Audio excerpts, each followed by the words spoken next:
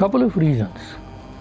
One is we have to be concerned about any electronic device that does not have locks. What Election Commission says are not online connected, so they are not, you can't hack them, but they suffer from major under design, as I call it, because they are not designed enough, in the sense that there is no electronic lock on the data. See, this is all about data. All the election, EVM, we have moved from paper ballot to electronic election system. It starts with the electoral roll, then it moves to electronic voting machines, and then it moves to counting on the electronic device. So all this is electronic. This is a flow of data. That data flow has to have locks on the data so that we know that data is not changed as it moves from one post to another. So from electoral roll it goes to, from Central Election Commission it goes to the state or wherever that booth is. We have to have a data integrity check and data integrity proof that whatever electoral roll Election Commission of India has, it is the same that is there at the poll booth. We don't have that. When you cast your vote by pressing a ballot button, that vote is a value or number button 3, 2, 4, 5. It doesn't know the name and the party and all that. It's just an electronic value. It moves from the ballot unit to control unit to VVPAT and back to control unit.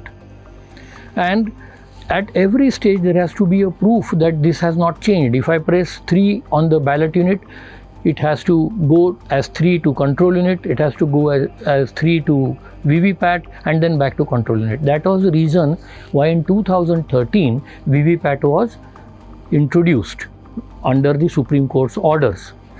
So when we look at EVMs, we have to also consider this, that EVMs before 2013 were entirely different than what EVMs we have today. Because before 2013, the EVMs did not have VVPAT. So they were, as we call it technically, they are location agnostic. It didn't matter whether you were voting in Bangalore or Travancore, or you were voting in Srinagar or Bhopal or Mumbai or anywhere else, or Dibrugarh in Assam. 2 was what all it recorded, 3 was all it recorded.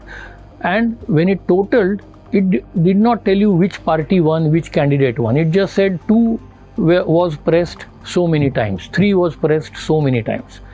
With the introduction of VVPAT and the symbol loading unit, as we say, symbol loading unit makes the VVPAT aware of who is at which position, and VVPAT has the most powerful processor.